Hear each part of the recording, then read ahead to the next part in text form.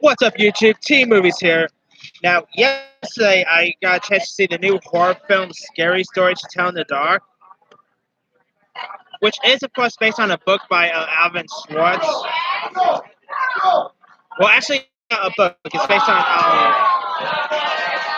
it's it's really based on like series of short stories and all.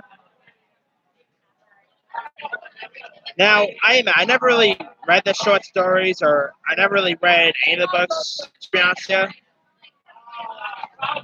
So I didn't really know what to expect from this, and I meant the trailers didn't really do a whole lot to get me enthusiasm, but it was produced by a it was produced by a Guillermo del Toro, and any Guillermo del Toro does, whether it's produced direct, I'll still go ahead and check it out. And I also dug the cast about, so I said, okay, I'll still give it a go. It's actually really good. I really quite enjoyed Scary Stories. I thought it was really creepy. And I mean, the film takes place in 1968. Now, kind of funny because last month I saw a movie called Once Upon a Time in Hollywood, which takes place in 1969. So this time I went to see a movie that takes place in 1968. So find that pretty cool there. And the film is like led by this girl named Stella, played by this actress named Zoe Colette, who goes to a haunted house to investigate it with like a group of her friends, and they end up finding like a old book that's left behind by a dead child from like a wealthy family, and now the child is named Sarah, and she's like a ghost and all, and she ends up starting writing like new short stories in the book, and the stories and what happens in the book happens in real life, and this movie is PG-13, which I miss. I think it would have been much better if it was rated R. But you know what? The PG-13 rating was pretty decent. I really like for a PG-13 rated film. It was a little more graphic than I expected. Not, it wasn't like gory. It wasn't nothing like that. It wasn't like bloody, gory, nothing like that. But the violence was still pretty decent for a PG-13 film.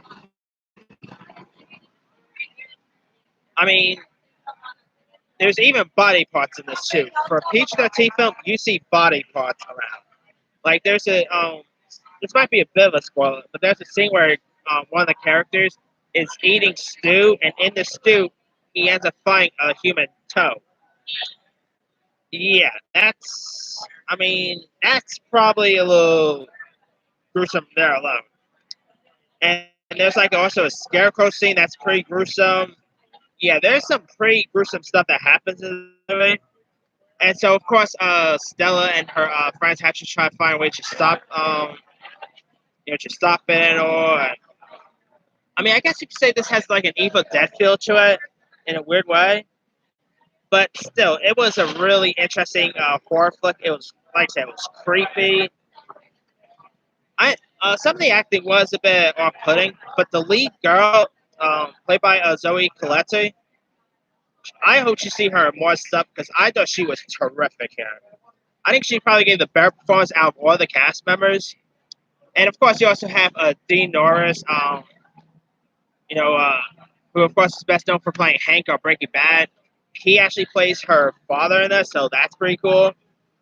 You also have Lorraine Toussaint from Orange is the New Black. She was great in this.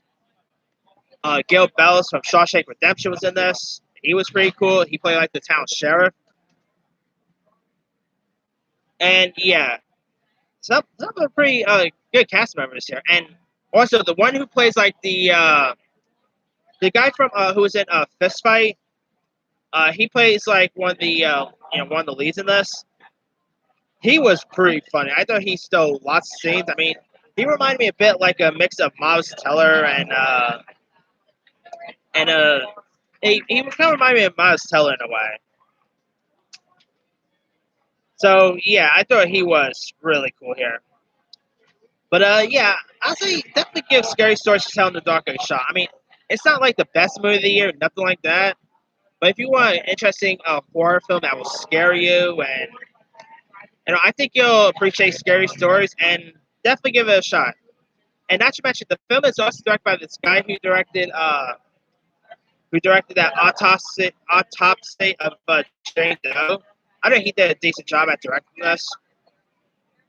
And yeah, definitely go see Scary Stories because I think this is probably one of the pleasant surprises of the year. I mean, funny that I saw two movies this week that ended up surprising me: Dora and Scary Stories, and I saw both of them on the same day. Like I had a double feature of Dora and Scary Stories.